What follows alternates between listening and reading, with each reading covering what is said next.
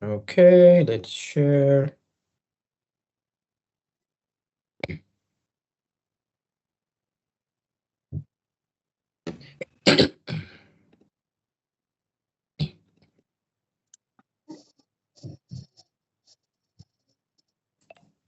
Okay, who's the lucky one? Okay, guys, just ignore these silly things because I had a course yesterday as well, so ignore these things.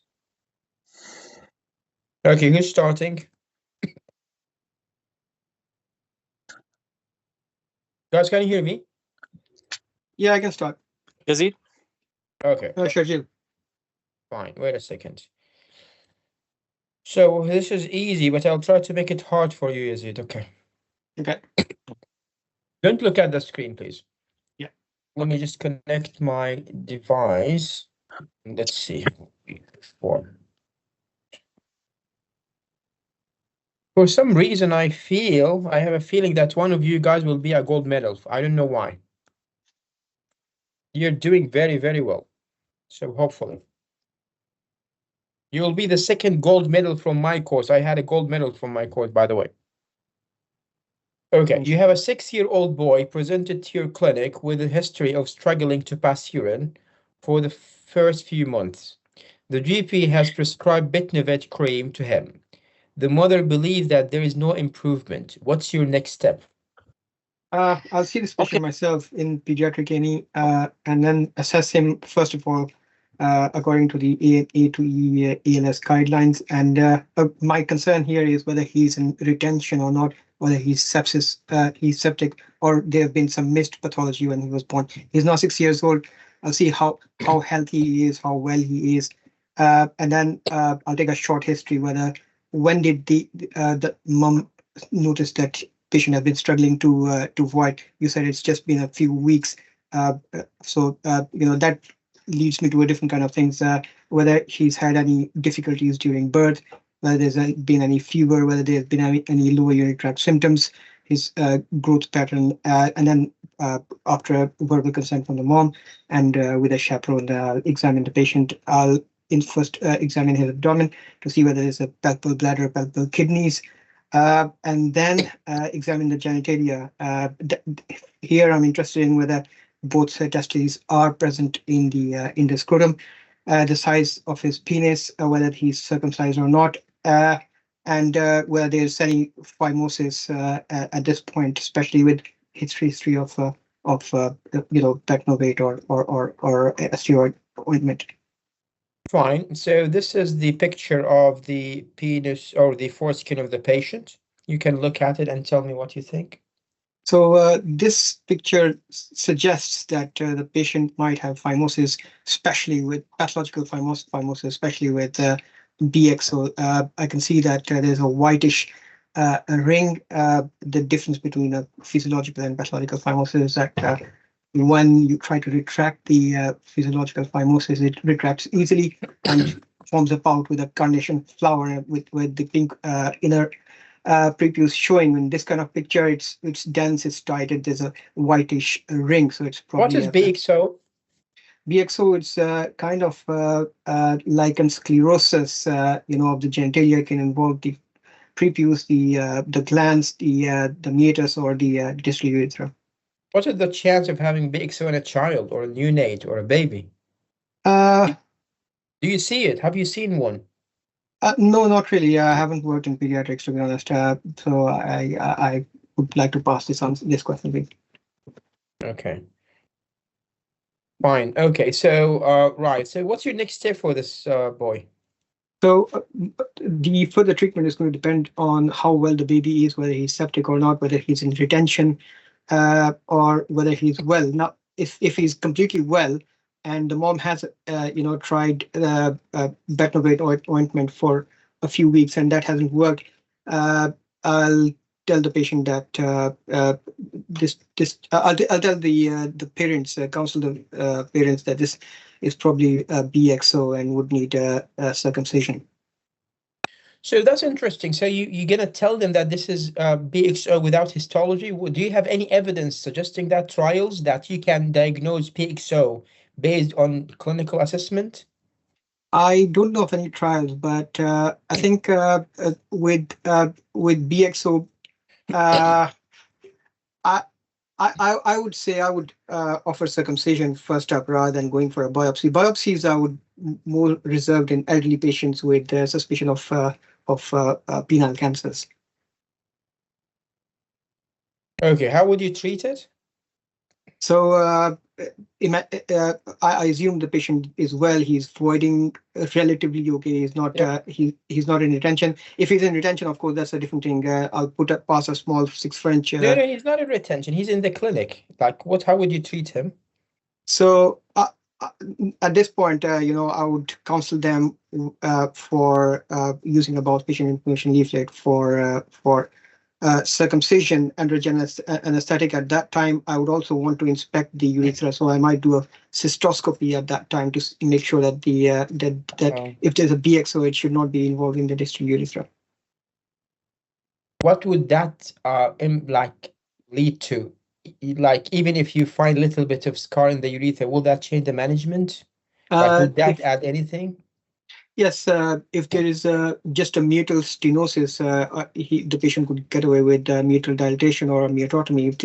If there's BXO involving the distal urethra, it might require a different kind of procedure. What kind of procedure is that? Uh, so that could be preputioplasties. There could be excision of that of the whitish segment with grafting. Okay, fine. So, what are the indication of circumcision procedure? Uh, According to the NICE clinical guidelines, the absolute indications would be recurrent belinoposthitis, recurrent urinary tract infections, and phimosis due to a BXO. In Muslim and Jewish communities, it could be ritual circumcision as well, although NICE guidelines discourage that. And You're talking about indications, right? Not contraindications, right? No, no indications. Fine. You mentioned recurrent UTI.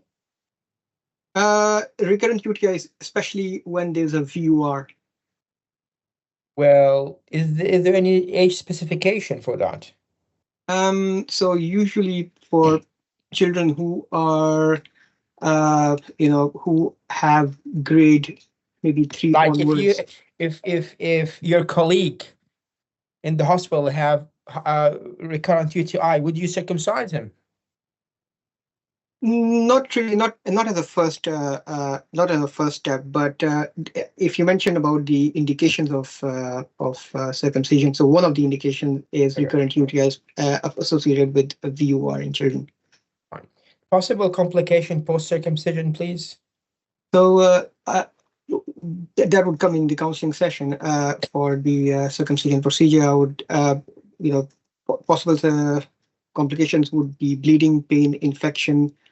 There could be very rarely amputation of the glans penis. There could be dissatisfaction with the end cosmetic results. There could be dehiscence and infection of the glands. What is the percentage of cosmetic dissatisfaction after It's circumcision for boys under the age of 3 years by the parents, and any studies support that?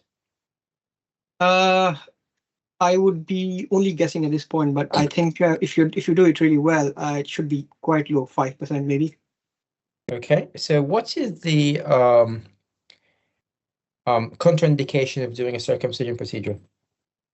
The contraindications would be disorders of sexual differentiation, hypospadias, buried penis mega prepuce. Okay, Um, anything else? then infection coagulopathies. Okay, fine, that's good. That's not bad. Okay, fine. So, last question. What's the blood supply of the foreskin, and in what week do fetuses develop foreskin? Uh, I don't want to hazard a guess. It would be from the in the internal pudendal artery, but that's a very large artery. It would be probably the one of the branches of the artery to the penis. Okay, I very good. suspect. That's fine. Okay, how do you think you did? Well, it could be better, to be honest. It's a simple case. Well, nothing is simple and nothing is hard. You just need to do it properly. You did well, to be fair. There's few things you need to master. This is just to tell you that there's nothing simple. If you don't do it properly, you might lose mark and you think you passed easily. But definitely you passed the stage. There's no doubt. Okay. And when we come to a so usually these cases, simple cases, or what you think is simple topic are usually difficult because they ask you difficult questions. They're not going to ask you just what are the contraindication of circumcision, what are the indication, etc. No, they might ask you more difficult questions to troubleshoot some stuff. So you Right. need to be careful with that. So with the history, you started very well, to be fair. However, I would add something different as well, or extra. I would ask about the antenatal history, natal history, which is delivery history, and postnatal history, always with any pediatric case. During very briefly, antenatal, I would I would say, well, I would investigate the antenatal history if there's with any maternal or fetal problems, delivery history, any problem during delivery, and the current history. And you did the current history very well. Risk of recurrent infection, etc. Difficulty in voiding, crying while urinating, etc. That's perfect. Always ask about syndromes in kids. If there are any associated syndromes, you need to know about this. Examination wise, with chaperone, very well. You need though to you examine the abdomen, perfect, well done. You examine the bag, but I'm not examining only the bag to see palpable kidneys. I want to see this is the first time you see the patient. You need to make sure that the bag has no any neurological elements. So I examine the back completely to see if there's yeah palpable kidneys is relevant here because of the phimosis, but also if there's any neurological abnormalities. Yes. And then genitalia examination and lower limb examination. We obviously don't do DRE, obviously. Then when I ask you about the picture, yes, it's a scar tissue causing what looks like very significant phimosis. This scar tissue could be anything. It could be BXO. However, the risk of BXO in children is less than 1%. You rarely see it. You rarely see it. Can you diagnose it clinically? Yes. In 70% of the case, it matches. This is coil trial, coil, Mr. Coil trial. I was one of the contributor in this study. It was done in Sick Kids Hospital. So yes, in 70% we can match it. But it's rare. It's very rare anyway.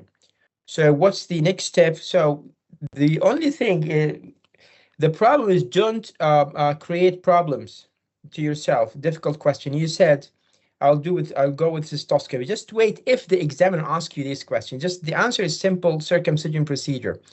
If you say I will go with the cystoscopy, we don't do that. Even with a scar tissue, even with BXO, we never do that in kids. Go with the cystoscopy and see if there's extension. Because even if there's a little bit of extension, which is I haven't seen any. If there's an extension, what would you do? You mentioned preputioplasty. Don't go there ever. Just be simple. If you are asked difficult question, you can then navigate. But don't mention these things. Just go simple. Okay. Indication of circumcision procedure. You mentioned all the indication probably. Yeah, I'm not sure if you mentioned paraphimosis. You need to mention paraphimosis. Right. Obviously, balanitis or balanophthitis. Recurrent UTI below the age of 1 year. That's the if you have VUR with recurrent infection below the age of 1 year, that will decrease the risk of infection. However, if it's above the age of 1 year, most of the studies say there is no relevance at all. Just below the age of 1 year. There are too many studies support that. Okay. There are many on my notes as well. But above the age of 1 year, it's not. That's why I ask you about if there any age specification. Otherwise, even a guy who's old at the age of 40, we can circumcise him if he has VR, which is not relevant. Only below the age of 1 year. Post circumcision procedure complications. What you mentioned is very good. However, what's really important here is to mention the oozing, bleeding, Yeah. 1% take me back to the theater, and Yes. oozing Yes. is Yes. 10%. That's really important because this is what you see. And this is what you really need to tell the patients about oozing. 10% of the cases, he will come with the gauze, bloody gauze, etc. But taking him back to the theater is just 1%. You mentioned about biopsy. No, don't go there. This is not the case of pediatric. Don't say biopsy and all that stuff. This is a very simple circumcision procedure. Don't reinvent the wheel. We know the question and we know the answer. You might be asked difficult questions. If you're asked difficult questions, you can answer these kind of answers. But we don't do biopsies. We don't do any of that thing. Is that clear?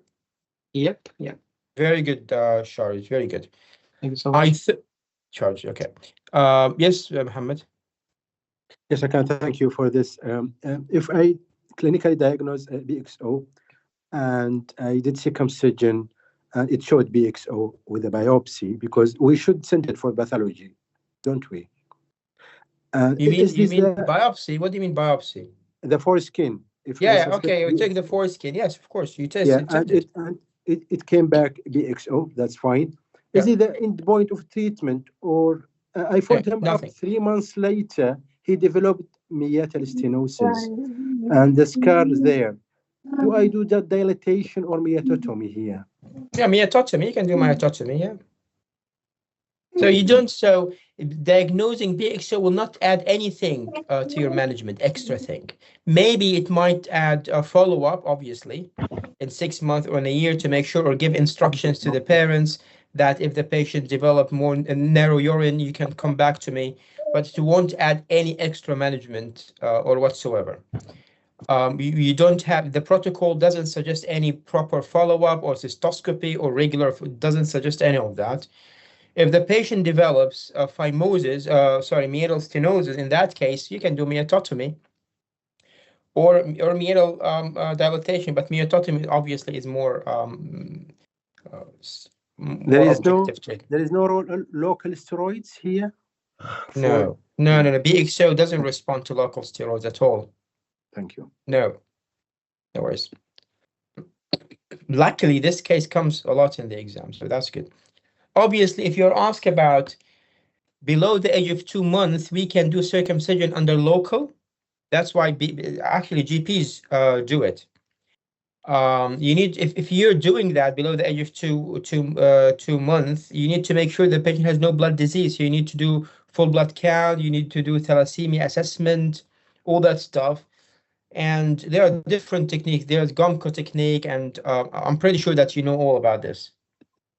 Let me see if I have it in. It's on all my notes, but it's unlikely to be asked such question. But let's see if I have it here.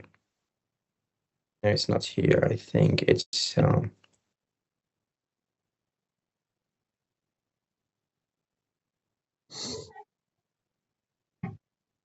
okay. Okay, so these are we have Gomco, we have Plastibel. I think in the UK they do a lot of Plastibel technique or Gomco technique as well. Who's next, guys? Yazid? Yes, you did. Actually, you're supposed to be to do the previous one. I know. Yeah. But that's fine. You take this is more difficult. Okay. So don't look at the screen. So no problem with phimosis, guys. It's done. Easy, right? Good. So you have look at this picture, Mr. Yazid, and take me through it. Okay, thank you for your questions. So I can see a gray scale ultrasound, and it showed that there is like on the left top image, I can see like a cystic structure into the bladder, and for the right top and the left lower, I can see dilated structures, could be dilated ureters. Okay, so what's your differential diagnosis then? So differential diagnosis could be a duplex system associated with cystocele, and for dilated bilateral ureter could be posterior urethral valve as well. Okay, so I will accept the posterior urethral valve, that's fine.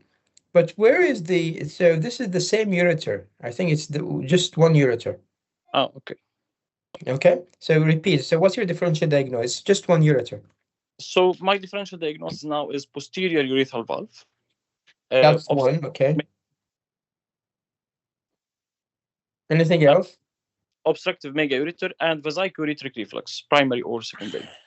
Very good. That's even better. Very well done. Okay. So you mentioned this is a mega ureter, right? Yes. So what is the definition of the mega ureter? So megaureter is urethral dilatation more than 7 millimeter. Down. Beautiful. So this is a 7-month-old baby. Yes. How would you approach this case? Actually, this ultrasound was done incidentally by the GP. This patient had just a little bit of abdominal pain, nothing significant. He requested an ultrasound, and the ultrasound showed this picture. What do you Yes. think? So I will see this patient as soon as possible in my pediatric urology clinic, along with the specialized nurse, and I will start with a history. I will start with asking about the antenatal history, asking about any history of antenatal events, any diagnosed antenatal hydronephrosis, and then we will move to ask about the natal period, any history of in ICU admissions, any history of low birth weight, prematurity, and the postnatal period, any history of urinary tract infections, any hospital admissions, any difficulty in passing urine, any UTI, gaining weight, development of the child, and then after taking consent from the carer, I will move to do physical examination, commenting on vital signs and also a growth chart of the patient. I will examine quickly the abdomen, looking for palpable bladder, the back for palpable kidney or any stigmata of neural tube Very defect nice. disorders, and then we'll examine the genitalia to comment on the foreskin, meatus, and genitalia, and will proceed with simple investigation, starting with midstream urine and full blood count and kidney function test. How would you do the urine assessment? In this age, we either can do a transurethral catheter, urine sample, or suprapubic aspiration. No. Okay, fine. Okay, so examination-wise, nothing really significant. History-wise, nothing really significant. And blood test is normal. Yes. You wanted to do the suprapubic aspiration, and your consultant came to you and told you, don't do that. We never do that. We just do back collection. Yes. What's your next step? So my suspicion is a posterior urethral valve. After making sure that the patient is stable, I will dig deep to find the initial diagnosis, or to confirm my suspicion, I will proceed with MCUG. Okay, but I'm the parent, by the way, and I told you, well, I'm actually I have a medical background, and the antenatal ultrasound was completely normal. Where did you bring this PUV idea from? Like we had multiple ultrasounds antenatally, and all these ultrasounds are normal. So how come it could be PUV? So the ultrasound antenatally was normal, Yeah. but after birth it was abnormal. I'm not sure. Okay, you need to be sure. You need to say something. Don't pause. Yep. Yep. Okay, fine. Okay, fine. So you did the VCUG to exclude PUV, and it's normal. What's your diagnosis now? So still there is a suspicion of posterior urethral valve, because vascular-ureteric reflux happening in 50% of posterior urethral valve cases. Not Yeah, in... but you did the VCUG. There's no PUV. There's no dilated urethra. Yes. It's not PUV. So we have hydronephrosis and normal MCUG. So Yeah. do a nuclear image to rule out obstruction. Good. Okay, fine. Yes. That's the nuclear image. Yes. You mean MAC3, obviously, right? Yes. Okay. What does MAC3 stand for? MAG3 stands for mercaptoacetyl triglycine. And how does it work?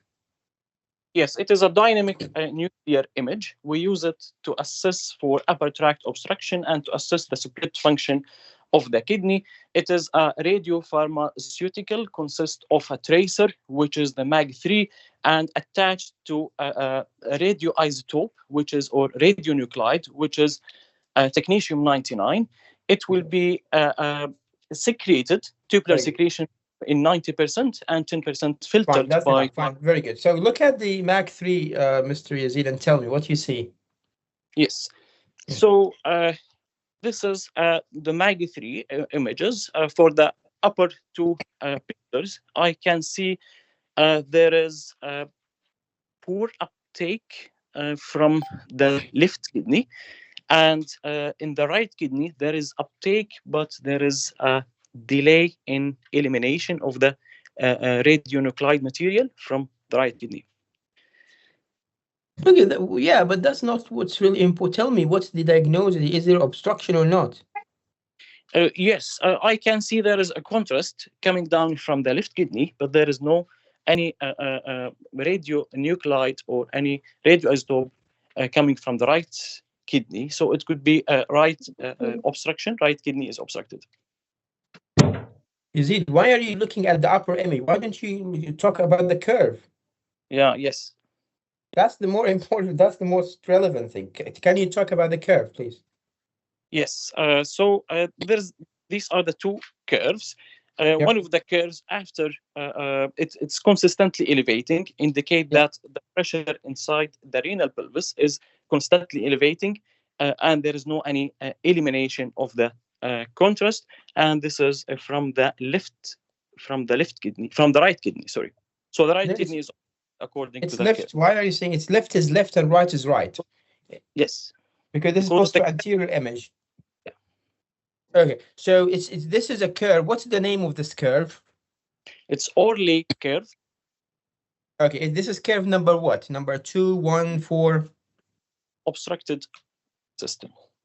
Yeah, it's number what? Number 1, curve number 1, or number 2, or number 3, or number 4? Number 2. Very good, very good. So what's your diagnosis now? So in this case, there is hydronephrosis, and the MCG is normal, and the nuclear image was positive for obstruction. So this is consistent now with PUJ obstruction or VUJ obstruction. VUJ obstruction. Is it PUJ? It is VUJ. VUJ obstruction. Good. Okay. Because it's hydroureteronephrosis. Fine. So what's your next step here?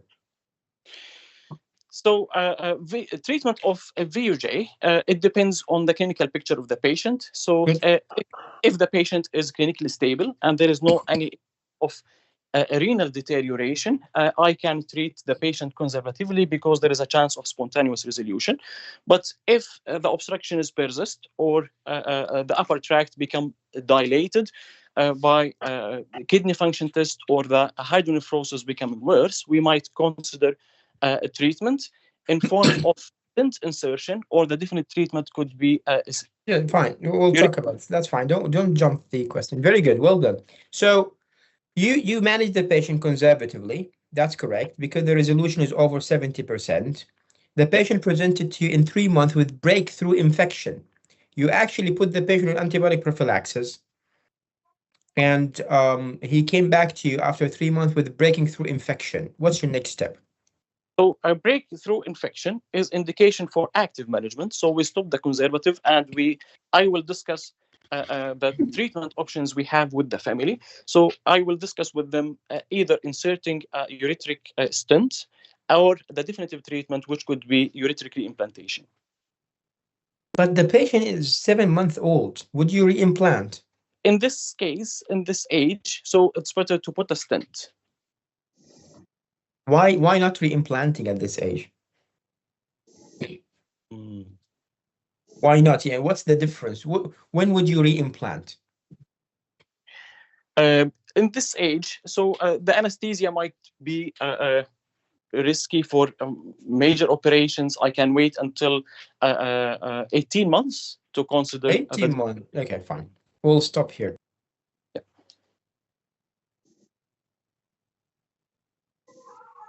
How do you think you did? Sorry, I was muted. A bit confused. It's not an easy case. You did well, but there are some mistakes, obviously. But you did well. So the worst thing ever in this exam is if you get if you receive a question and you pause, you don't know what to answer. Yeah. Yes. You don't need to answer correct or wrong. You can just I don't know how to say it, but you shouldn't pose. You shouldn't pose in this exam, to be fair. So this you started very well actually. You took me through the history, through the image very well. Sorry. You diagnosed the image. You mentioned that there's hydroureter nephrosis, but always remember when we talk about an ultrasound, you need to comment on the parenchyma, you need to comment on the calyceal system, and you need to comment on the ureter and the bladder, 4 things, and the laterality, 5 things. Yes. So you mentioned there's hydronephrosis, thin. You need to mention thin parenchyma according to what I see on the screen, and there's hydroureter coming down to the bladder. I can tell that this is a big ureter. Most likely we are dealing with a mega ureter, and at the site of the anastomosis, it's a bit narrow, so it could be there could be obstruction there. On the other hand, the other kidney, I can see it, I need to see it, I need to see, etc. Blah blah. You did all that. That's very good. What's my differential diagnosis? So my first differential diagnosis, to be fair, is uretrovesical obstruction, mega ureter or obstructed mega ureter, as you said. The second thing is PUV. I need to exclude PUV. So now we come to the difficult question, which is, well, the previous, the antenatal ultrasound didn't show any significant hydro, or it didn't show bilateral hydro, it didn't show signs of PUV.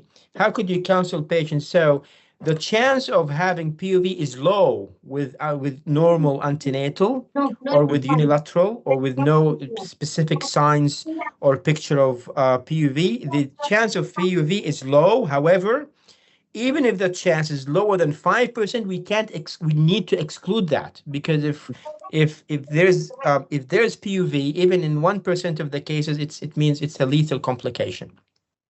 So we have to exclude PUV because it's a lethal disease, it's a killing disease, so we have to exclude it, even if the chance is less than 5%, which is the case usually. So that's how you counsel the parents.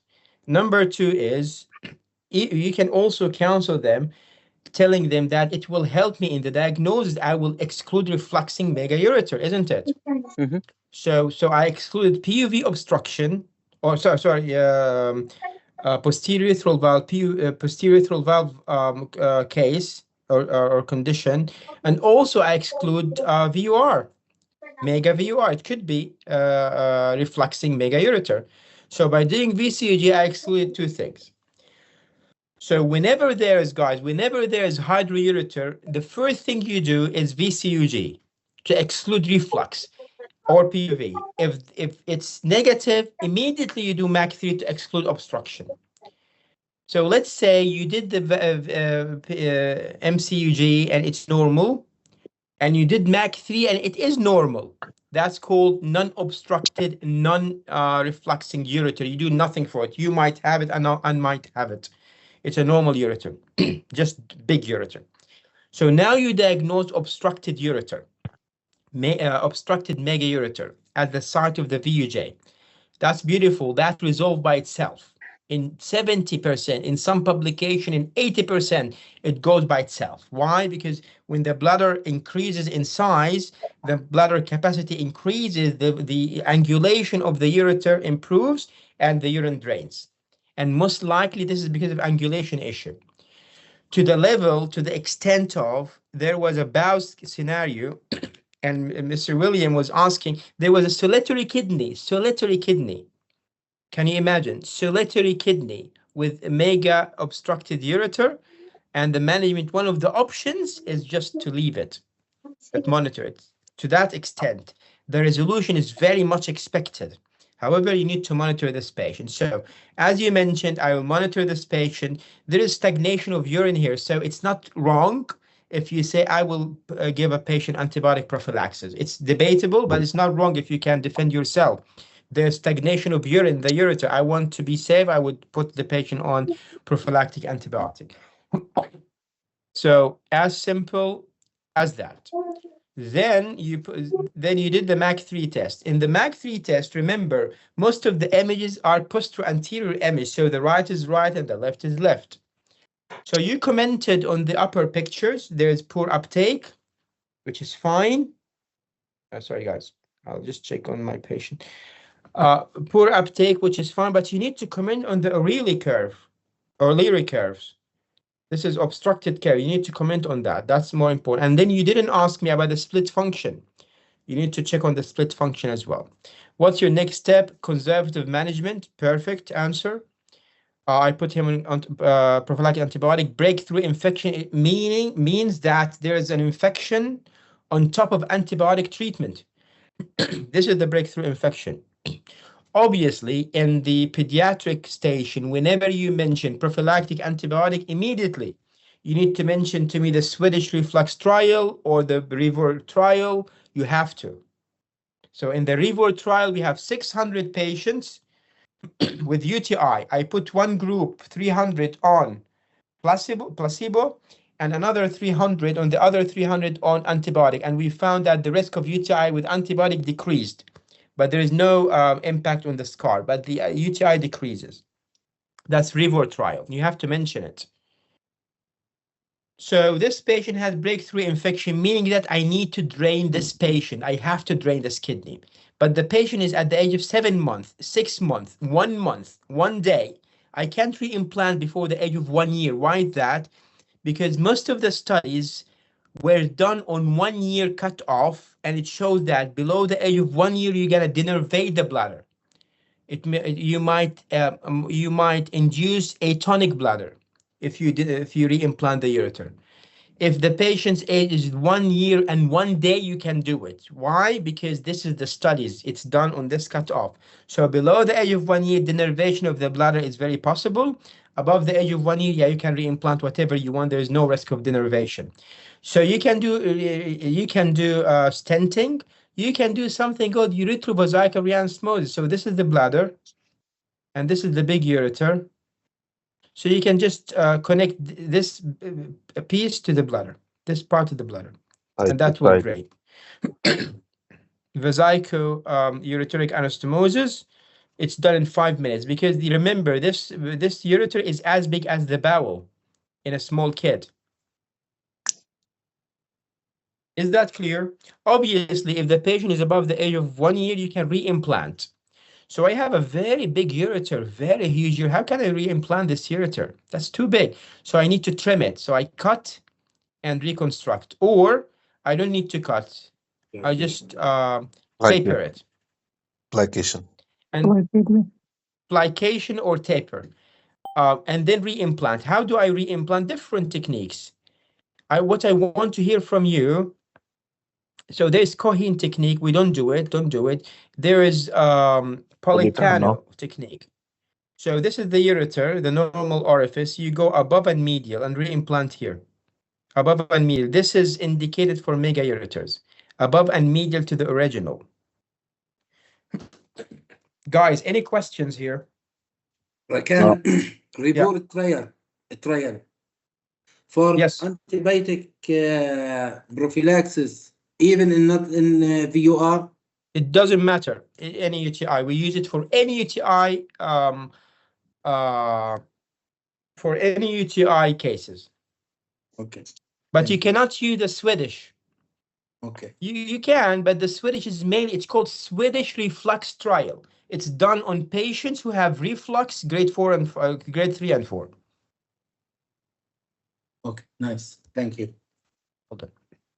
Guys, so phimosis, done, easy. Mega ureter, easy. Any questions in mega ureters? I got a question. If the patient presented with like as septic, so obviously we would need to drain, in that case, would need to drain the kidney by nephrostomy or a stent. 100%. So nephrostomy, straight away, nephrostomy. So nephrostomy, how we would move after that, after we deal with the sepsis, then is there a room still for conservative management for the PUR or not? You tell me. So this is a case you always get in the exam, by the way, even PUJ or VUJ obstruction. So you did nephrostomy tube insertion, and the patient is not septic anymore. What would you do next? I would potentially put a stent, integrate stent, and then arrange for a definitive management, maybe as an implantation, maybe re-implantation. Beautiful. That's the answer. Very well done. And you would remove the nephrostomy tube, and after a year time, like when he's above the age of year, you can do definitive treatment. Very good. That's the answer. Well done. Good job. I Who's think, next? I'll take sorry, it. last question. With this scenario, I think this is one of the scenarios that came to one of my friends last time. So it was mega ureter with infection. So I think just as you said, it should be nephrostomy, and then what? Antegrade stent, and then reimplantation after 1 year. No, so I would go with nephrostomy tube.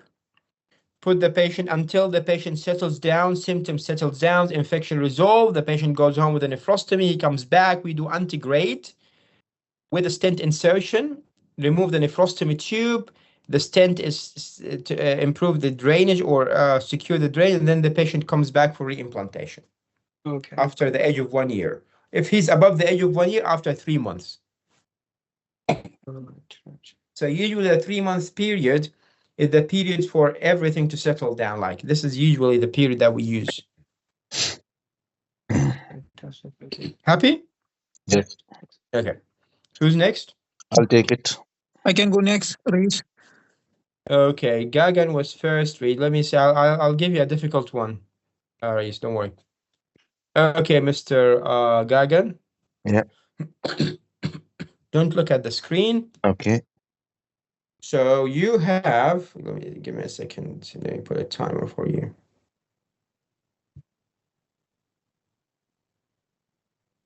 You have a referral of a 5-month-old boy with a recurrent UTI.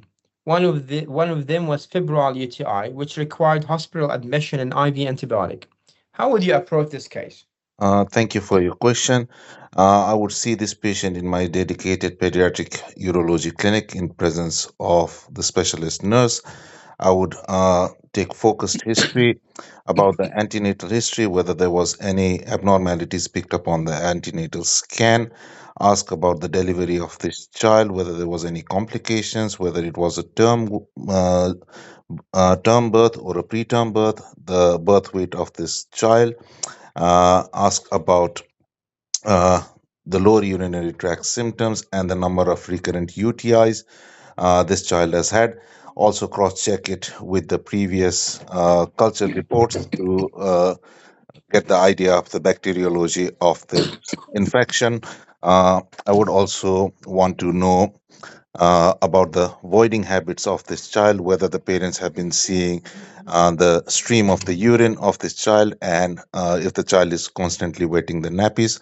I would ask about the bowel functions, whether this child is constipated or not, uh, and any associated comorbidities. Then examine the child in presence of a chaperone, preferably in the mother's lap, using warm hands. I would examine the height and weight of this child, compare it with the growth chart, examine the abdomen, looking for any palpable bladder, examine the back, looking for any palpable kidneys or any abnormalities, then examine the genitalia, look for any hypospadiasis, epispadiasis, or any genital abnormalities, examine the testicles, uh, ensure they're both down in the scrotum, and do a neurological examination.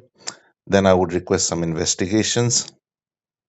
In the investigations, I would request for full blood count, UNEs, clotting profile, and CRPs. I would ask for a urine dip, and if there is any evidence of nitrite positive, I would send for culture and sensitivity, and then request an ultrasound scan. Okay. How would you take the urine sample? Uh, Usually, a clean catch urine would be ideal. I would ask the parents if they are able to collect a clean catch urine. If not, the collection bags can be provided, which can get the clean catch urine. So this is the ultrasound you requested. Can you take me through it?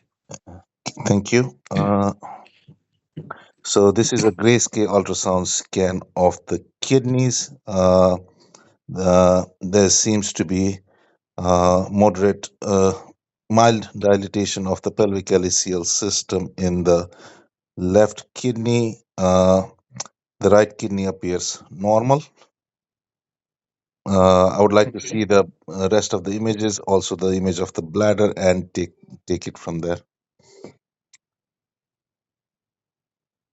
Okay, the rest is normal. What's your next step? Since there is evidence of some hydronephrosis, I would like to request a micturating cystourethrogram for this patient. I want to rule out any refluxes and exclude posterior urethral valve.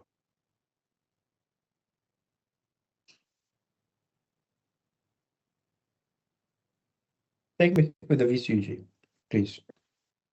Uh, this is a micturating cystourethrogram, coronal section. I can see there is refluxes in both the kidneys, uh, both the collecting system, possibly grade 2 in the right side and grade 3 on the grade 3 on the right side and grade 2 on the left side.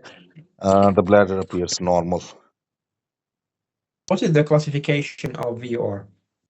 The classification of VUR, there's 5 grades of vesicouretery. No, classification, not grades, So classification. there's primary and secondary. Primary Okay. could be due to aperistaltic segment or because of stenosis. Secondary could be because Oh, you're mixing now. Be careful. You're talking about PUJ. What do you mean aperistaltic? What are you talking about? sorry, primary could be because of this primary and secondaries. I'm sorry, You but know it. yeah, You just forgot. You know yeah. it. Weigert-Mayer rule. Uh, Paquin's rule. oh, um, Paquin's rule.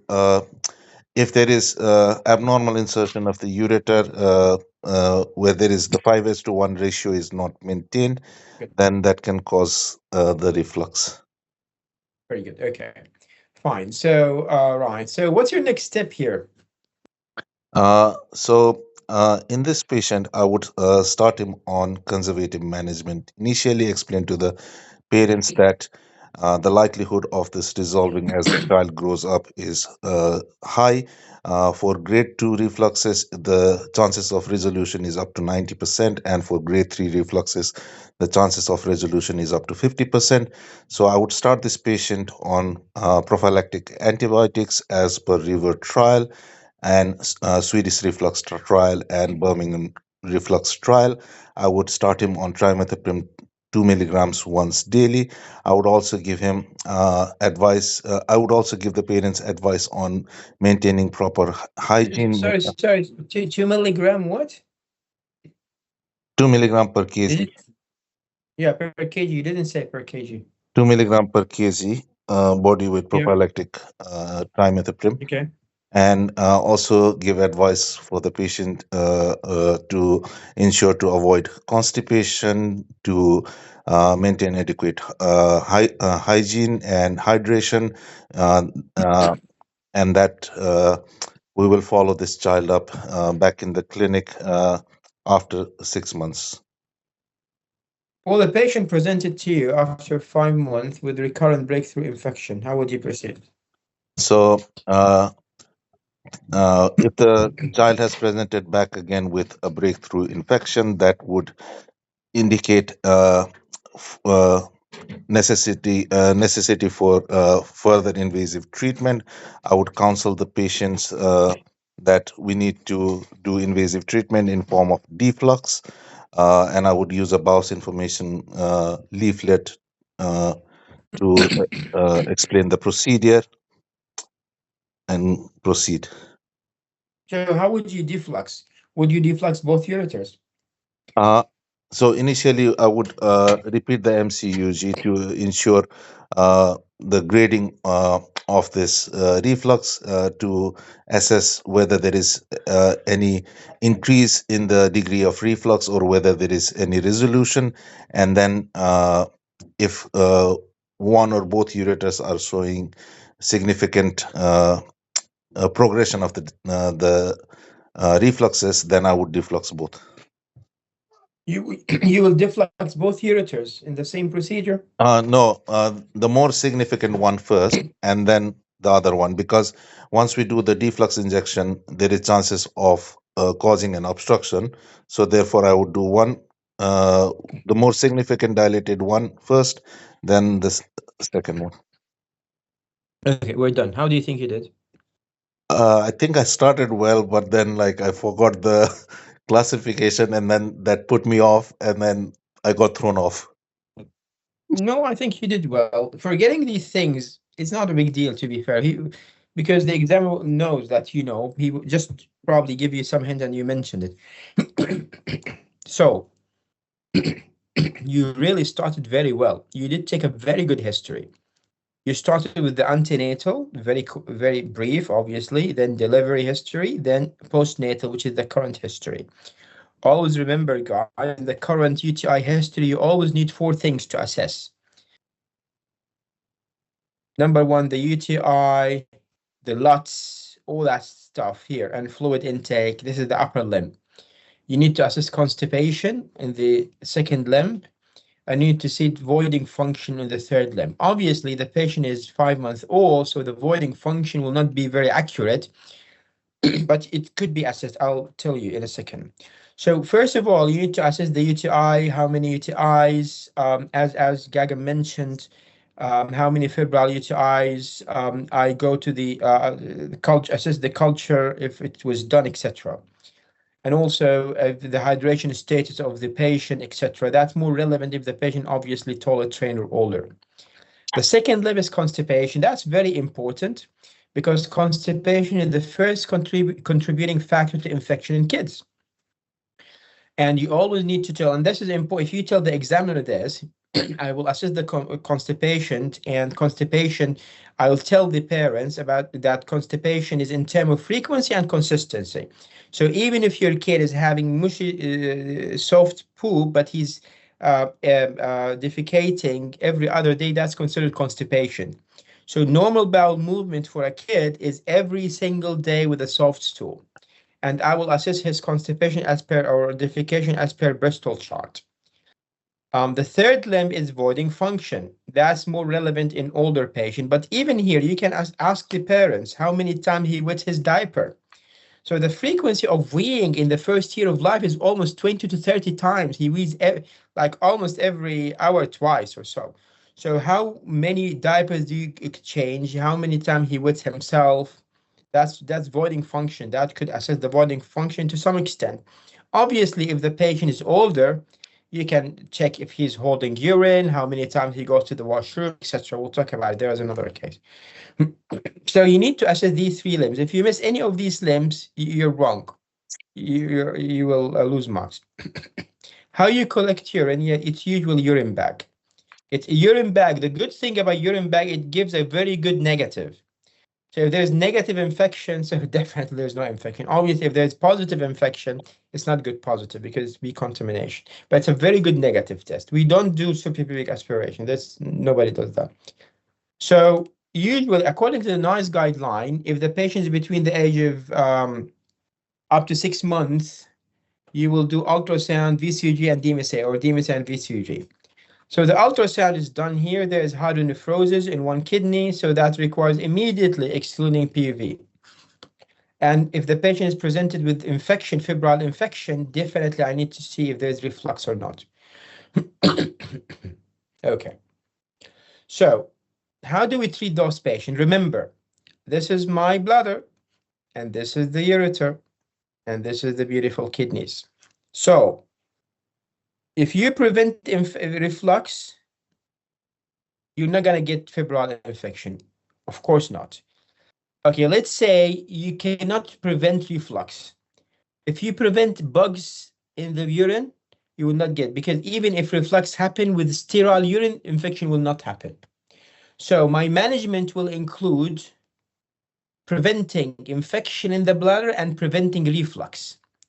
And this is how I counsel the parent. This is how you need to deliver your idea to the parents. Tell them, well, most likely the infection in the kidney that you had is because of the reflux, or your kids had because of the reflux. So I'm going to give you some instructions to prevent the reflux, so to prevent the infection in the bladder and to prevent reflux. So you need to follow these instructions very strictly to avoid infection again. So number one is I want to avoid reflux. So number one is no constipation, because constipation will increase the risk of reflux because the bowel pushes against the bladder, preventing the proper flow. That's number one. Number two, this doesn't apply here because the patient is not toilet trained. He's young, but generally you need to know this. No straining during voiding, because if I'm emptying my bladder, I'm straining, part of the urine will go up. So no strain during urination, strain during defecation. This is how you teach your kid. Number three, this is not applied here, only in toilet trained. Number three is put your legs on a stool if it doesn't reach the ground. If your kid is still small and his legs doesn't reach the ground, you need to put a stool so his perineal muscle is relaxed. So that will prevent refluxing there. So stool. So by doing these three things, I prevented the reflux. So please, no constipation, no straining, put a stool, relax your perineal muscle. And I'll add one more thing. If you want to get the gold medal, you say, in females, the girl should widen their, you need to widen the legs, separate the legs. So in order to do that, we ask them to sit in the washroom the other opposite way, so as if they are hugging the washroom seat. That will force them to separate their legs. Why am I doing this? Because some of the young girls might have what we call it a dropping vagina or looping vagina. It will collect urine. So this urine will stay there after they wee, and it goes into the bladder and it reflux up and cause infection. So these are the 4 instructions to avoid reflux. Fine. Okay, I got that. What about avoid infections?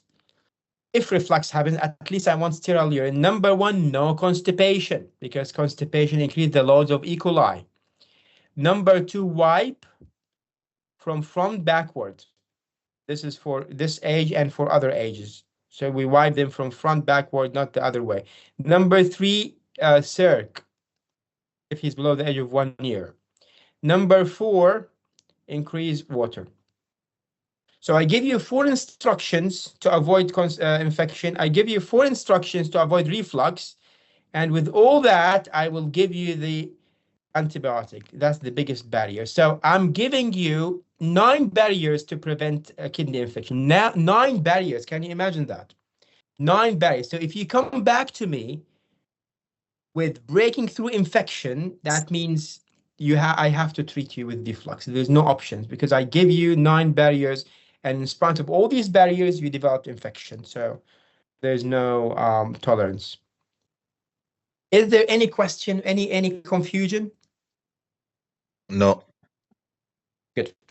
Always remember, with all these instructions, you treat the patient. You remember when I told you in the history that Gagan took, he took the 3 limbs, UTI, voiding dysfunction, and constipation. And when you start talking comorbidities. about, so say that again, the 4th one, what is it? Comorbidities. Type 1 diabetes or anything. Fine. If you start talking about these 3 barriers, you can divide them on these 3 limbs. You say, well, I will attack the UTI, I will attack the constipation, I will attack the voiding dysfunction by the following: 1, 2, 3, 4, 5, 6, 7, 8. Any question, guys? We're not coming back to this scenario again. If you have any question, ask it now. No. All of you are happy? Okay. So when we consider the reimplantation in this case, is it if the deflux fails? If the deflux fails, obviously yes. Or if we're talking about grade 4 or 5, which deflux doesn't work well with them. Happy? Okay. Guys, is it easy so far or a bit hard? Rakan, let's say the Yeah. deflux does not work and the child is still below 1 year. We can't do the reimplantation. Would we consider vesicostomy? Vasectomy? No. Why vasectomy? No, there is no option like that. No. No, We will keep continuing with antibiotic prophylaxis, more instructions. We might repeat the deflux, but not why. Why are you saying vasectomy? no, because the deflux failed and the child is having No. severe infections again. So So what vasectomy will do for you? The patient doesn't have like residual urine or PUV. What's your point? I don't think vasectomy is an option, to be fair. okay. I think it's mentioned in the both scenarios that, but it's not before the endoscopic deflux. It is, I think, before going to deflux, they have mentioned that if patient is having recurrent UTIs, you will decompress the bladder to prevent the urine from going up, and you can try vesicostomy as a last option. But it's mentioned in one of the I both don't know. scenarios. I haven't done that ever. I'm a pediatric urologist. I haven't done that ever. But if it's mentioned in the bowels, you can say it. Obviously, you can. If it's mentioned, yeah, say it. Mentioned in one of the But scenarios. nobody, I haven't ever seen someone does that, to be fair. Okay, fine. Who's next? I can go next now. Omar. No, Please. let's take Rais first because he jumped first, and then you, Omar. Is that okay? Yeah. Okay. Okay, Mr. Rais, don't look at the screen, please. You have a 32-year-old female pregnant at her 27 week with the following antenatal scan. Take me through the scan. You can look at the screen. Thank you for the question. I can see this grayscale ultrasound picture. Left kidney on the top, right kidney at the bottom. You can see there is grossly dilated pelvic cell system, but I can see there is good parenchymal thickness on the top image. The bottom image, again, grossly dilated pelvic cell system, but good parenchymal thickness. I would like to see the ureter, bladder, and review the report. This is the bladder. Thank you. This is again grayscale ultrasound picture of the bladder and the classical picture of a keyhole sign, which is consistent with posterior urethral valve. Bladder wall looks thickened, posterior urethra looks dilated, and there is an abrupt cutoff. And I cannot comment on the ureters on this picture. So what are the signs of a posterior urethral valve in antenatal scan? The typical signs.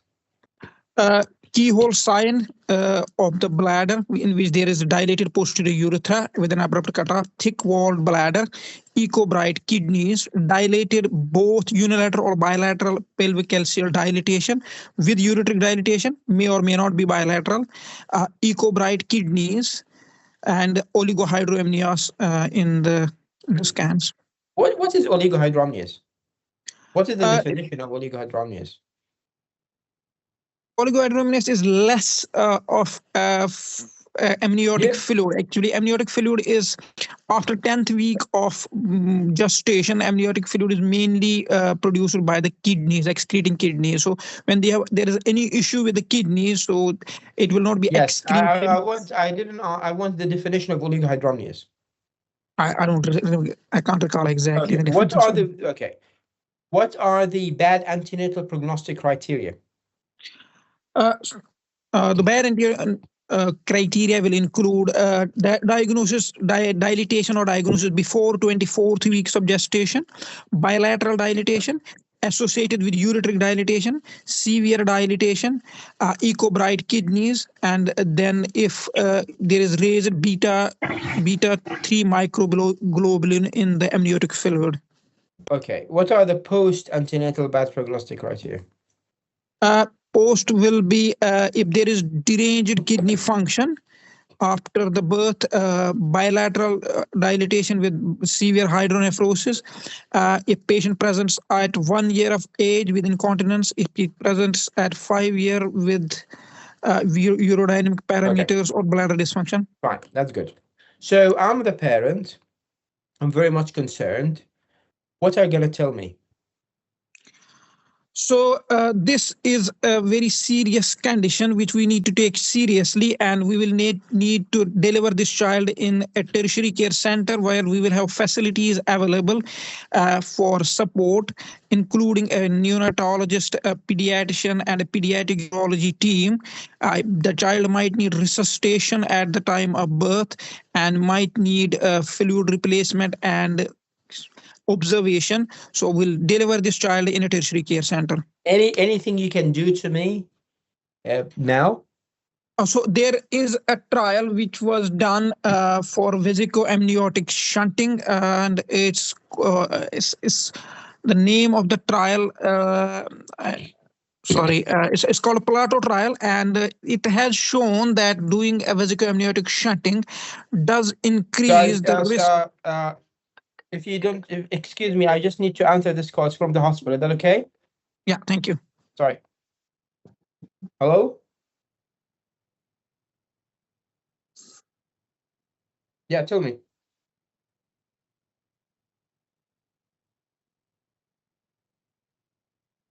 Oh gosh, okay. It's initially we didn't see any contrast situation, but Prof came in and he spoke to Dr. Ahmed Patel, the radiologist. Yeah. It's a 7 by 4 centimeter collection. Okay. That Yanis couldn't see it. I'm not sure why we didn't see it. We couldn't.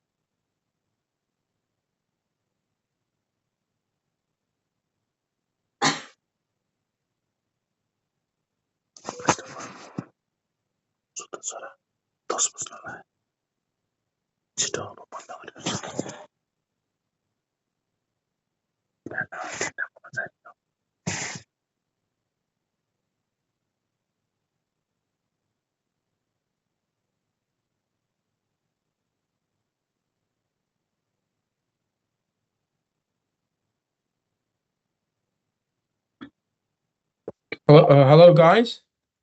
So, Yes. unfortunately, we'll continue this case, and then we will either continue tomorrow or after, because the guy with the leakage, the new CT shows obstructed bowel. So, we're gonna operate on him in the next probably hour. I'm really sorry, but let's continue this case, and we will reschedule. Don't worry. Yeah, continue. So we were at the Plato trial. So vesicoamniotic shunting has been tried in the antenatal period, but it has shown that there is no significant impact in the postnatal urinary function, and there is significantly increased risk of complications with this intervention. So it's not commonly performed. If you want to intervene, let's say if you want to intervene, is there any parameters you need to check? For intervention, I would like to check the amniotic fluid volume, which will give me an idea about hydroamnios. No, that's not the answer. Okay, fine. So the patient was delivered in a tertiary hospital, and you were called on the day of delivery, obviously. The age of the patient is day 1, unate. What's your next step? So I will approach this patient as it might be an emergency. So manage him as per ABCDE approach, involve other teams which will already be involved in this case. And my next step would be to catheterize this child, as we have a strong suspicion. We have a suspicion of posterior urethral valve in him. So manage him as per ABCDE, take history, examine him, and catheterize him with a 6 French feeding tube. Well, ABCD doesn't apply here, to be fair. This is a patient just delivered, neonate, day 1. Anything you would do, would you examine him? Would you take the history again? What examination? What feature would you look at in the examination? The ABCD I only mentioned because he might have hypoplasia of lungs and he might need resuscitation for that part. And history wise, I will again confirm my history findings, which we have already taken, which would include any significant family history. Has the child passed urine? Have they noticed that he has passed any urine? Was he clinically unwell at the time of delivery? Did he need any resuscitation or any surfactant? And then examine him again. General physical examination, vitals. What's the story of surfactant? So if these children are usually associated with pulmonary hypoplasia, and they might need surfactant in the immediate post immediate. Why would they have pulmonary hypoplasia? Due to the lack of amniotic fluid. So what's the relation between the amniotic fluid and the lung? So it leads to the poor development of the lungs. Like in what extent? How? Like I can't exactly recall. Sorry. Okay, fine. So yeah, you ask about the surfactant. Anything else? Did he need any resuscitation? And okay, fine. Okay, let's say you finished the examination and history. It's not very good though. But next step. What's your next step? So next step would be with this clinical picture, which I already have in my mind, would like to catheterize him, as it is a posterior urethral valve, so we'll have to decompress his bladder. Okay. And catheterize him with a 6 French feeding tube, monitor him for post-obstructive diuresis, send blood investigations, especially electrolytes. He might have to have electrolyte imbalance, involve the neonatal team for the management, and strictly observe his output, and then take it from there. Okay, so the blood test, they might tell you, well, the blood test might reflect the maternal blood. What would you say? So even if it does reflect maternal blood in the first 48 hours, but in this case, there might be significant derangement in the creatinine, and so that's the reason we would like to still do it. And more importantly, electrolytes might be deranged; they might be acidotic, so we will have to take these things into consideration. So fine. Would you request an ultrasound to assess the kidneys at this stage to make sure it's not? Not immediately, but usually after 48 hours, after stabilizing him, we can consider doing an ultrasound. But ideally, I would like to do VCUG after initial stabilization of his creatinine. I would like to do a VCUG. So why wouldn't you do an ultrasound in the first 48 hours? It's because of the neonatal dehydration, so it will not be accurate to reflect the stats of the kidneys. Okay, so you couldn't manage to put a catheter or NG-tube. What's your next step? So there are a few maneuvers which have been described which could be tried. One of them is to pass a wire blindly and then pass a stent if possible. The other option is if we can guide the catheter by manipulation, which if not possible, the next step. What do you mean with that? What do you mean guide the catheter with manipulation? So I have read it in one of the scenarios in Bau's viva that you could guide the catheter by rectal finger examination, but I'm not sure about that. No, never do that. You failed the exam now immediately. Okay, fine. So you couldn't do, you cannot do that. You can't do DRE for a neonate.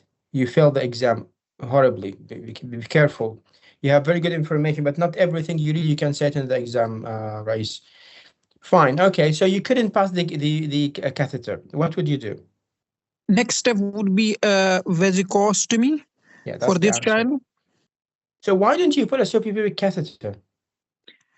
So in children, if we have to put a suprapubic, it will be open suprapubic cystostomy, as the bladder is small, capacity is small, and it might be difficult to put a percutaneous suprapubic catheter. So, and ideally, vesicostomy is easy to manage in children rather than a suprapubic. Okay, very good. You managed to put a urethral catheter, NG tube, 6 French, no post-obstructive diuresis. The patient settled down. What's your next step? So this child will be started on prophylactic antibiotic, and assuming his creatinine has stabilized at another level now, I would like to do a VCUG now to confirm my findings. And for VCUG, I will start him on therapeutic antibiotic, which is 4 milligram of trimethoprim per kg a day before, on the day of procedure, and continue it for a day after the procedure. Do my VCUG to confirm. What's protocol are you following? So for VCUG, I would like to give therapeutic antibiotics for 3 days, but prophylactic is normally 2 milligram and therapeutic is 4 milligram per kg. Why do you do that? Why do you give therapeutic if there is no infection? Because we're intervening, so this can increase the risk of infection. This is based like, is this a nice guideline or what? This is, I have read it myself. No, I wouldn't say that, to be fair. Fine. Okay, good. So you did, how would you do the ablation? So ablation is done by an endoscopic method. We can use a cold knife. It can be done by cold knife. It can be done by laser or a bug bee. We incise the valve at 3 positions, 5, 7, and 12 o'clock position.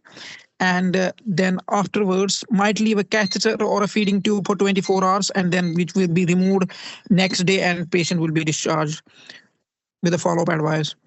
Okay, fine. Okay, we're done. I think they're calling me from the hospital again. I'll go through this very quickly and we'll repeat the case in the next time, guys. Okay? Thank you. So first of all, this is a very typical case that you get at in every exam.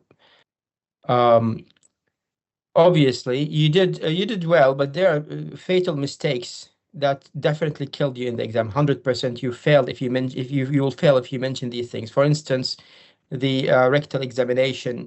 Nobody does that. I wouldn't also mention the stent. It is true that I mention it in my notes, but this is a Canadian trial. We did it. I wouldn't really mention it here. Nobody does it. I would go by the NICE guideline. Catheter insert, NG tube insertion, it doesn't work vasocostomy. Why not suprapubic? Because the bladder is very thick and the capacity is nothing. So you can't do suprapubic for those cases. Let's take where the hell is it? Right. So what's the definition? So normal fluid is about 8 to 18 centimeter. That's the normal fluid in the uterus. If it's less than that, it's less than 5 centimeter. That's oligo. If it's more than that, with poly, it's more than 24 centimeter. The antenatal prognostic criteria and postnatal are in different textbooks. They are different types, so I wouldn't comment on that. It's okay. Let me just give me a second.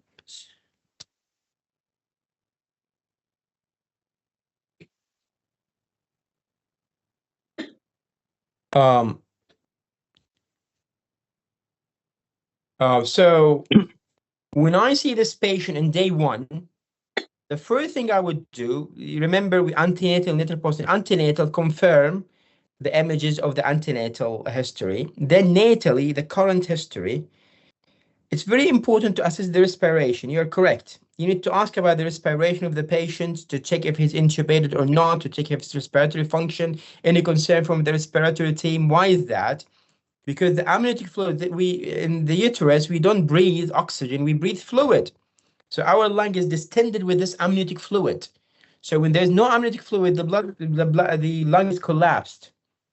So that's why you get hypoplasia of the lung, because there's no amniotic fluid in it to inflate it or to distend it whatsoever.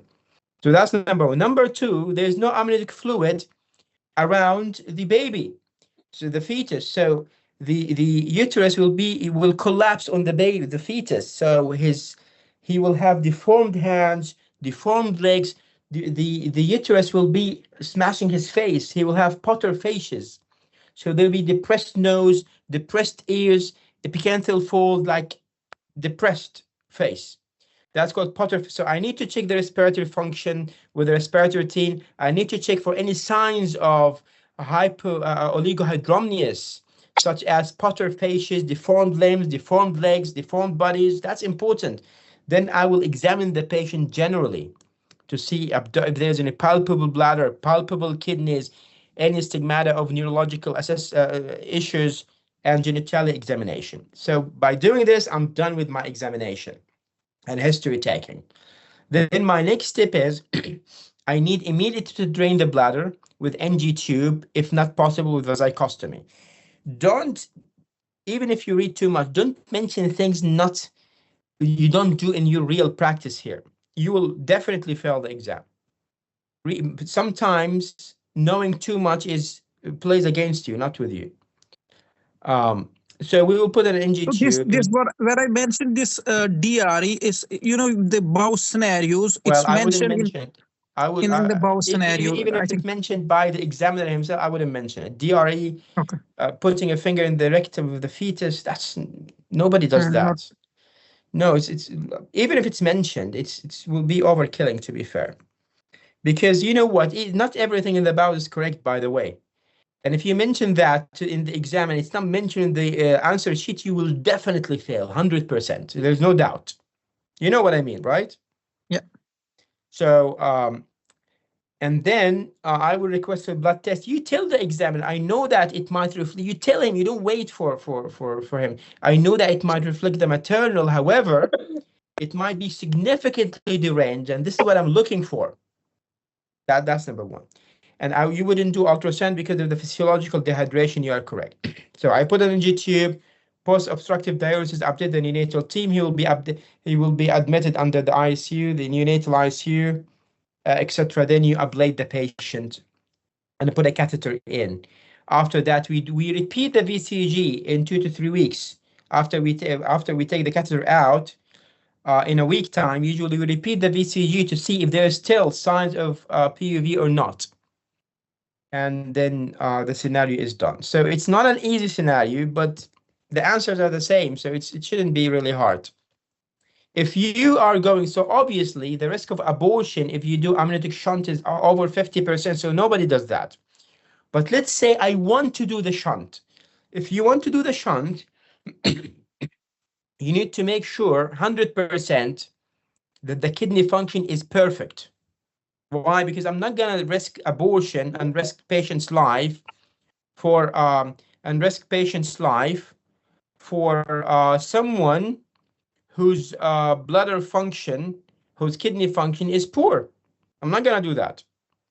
So you need to check the chloride level. It should be more than 111 millimole per liter. You need to check the sodium level. Oh, it's 90, sorry. You need to check the sodium. The sodium chloride should be within normal. And the osmolarity of the urine should be within normal. If that's the case, I would intervene if I want to. This is usually in the States and Canada, they do that. So the point is, you need to make sure that the baby is healthy so you can intervene. If he's not healthy, you don't intervene. And also, if there are twins, you don't intervene at all because there's a risk of abortion for the second twin. Any questions? Yes, should you be ablating the valves before the patient leaves the hospital, or you can just put a catheter, stabilize him, go home, and then come back again? No, he can go home and stabilize and then come back for the valve ablation. Approximately what time? Week time, 1 week. Okay. As soon as possible, to be fair. So usually you do the VCU after you stabilize the patient. Once you get the diagnosis, you go for ablation straight away. You can ablate with cold knife, with hot knife, with laser at 3, 9, 6, whatever. Like there's no guideline. So what we usually do is 3, 9, 12, 6 o'clock position. Like all the 4 corners. And regarding these therapeutic antibiotics, which I said, I think I have read it more than once in the slides, BOUS, as well as in the pediatric urology slides they have given us from a pediatric urology course. They have said that when you do MCUG, one day before you start them on therapeutic dose, continue it on the day and give them one day after also. I'm not sure. I don't know.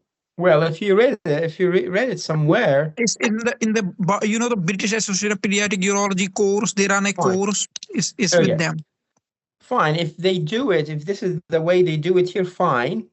I'm not really sure why you give therapeutic antibiotic for with no evidence of infection, to be fair. Like even prophylactic, we don't do it. But it's more justified if you tell me you like prophylactic dose, but I give therapeutic, maybe. So I'm not really sure. If you read it in the BOUS, just say it. If you're confident, say it. It wouldn't be a really big deal. Regarding the ablation, should we say once the patient stabilize and the creatinine reach almost the nadir? The nadir? Yeah. Okay. Of course. This is what it is. This is how things go usually. But you need to remember, they might ask you, what is the EGFR you're waiting for or CAT? So remember, when the neonate is born, you know what his EGFR is 12 mil per minute. It's very, very, very low. And that's the normal EGFR. Because it is true that you have a mature kidney by the age of 36 weeks, but it's mature, but it's not functionally mature. That's number one. Number two, the renal artery is not distensible. It's not elastic. It's very rigid. So it doesn't allow too much blood to go in the kidney. So that's why the GFR is very low, and it improves over time, and the maximum reach at the age of 2 years, where it's almost normal. Okay. Yes. Brilliant, guys. Okay, so this is it. We will reschedule probably. I'm just waiting for a phone call from my professor because I might go to the hospital. So we will reschedule to continue the Peads. Any questions? Everything is easy so far? Yes. Pediatrics is difficult. Happy so far with the pediatric, guys? Yes. Yeah. So when are we continuing next time? Today is what? Today is Wednesday. Oh, Wednesday. Okay, so I was gonna say Thursday, but Thursday is tomorrow. What about Monday? Are you okay with Monday? Yep. We have Happy Monday. with Monday? Okay, so we can finish the Peads, and we can start on Wednesday the next topic. Yeah. And next week is BOUS course. the BOUS course. Yeah. Oh, the 5 days? Yes. Yeah. Okay, so It's you okay. can take, It's okay, not a problem. Just telling you, it's okay, not a problem. because you can attend at night. It's just until 4 Yeah, we o'clock. can. Yeah. Okay, Yeah, so guys, the aim in the BOUS is to pass all the stations. Remember that, okay? Yeah. Okay? yes, hopefully. Like, Hopefully try we'll your do our best to yes. pass all the stations. You have to pass, inshallah, you have to pass all the stations, okay? Thank you, Rakan. Thank you. Thank you. No worries, guys. Take care. Bye. Thank you. Okay, bye.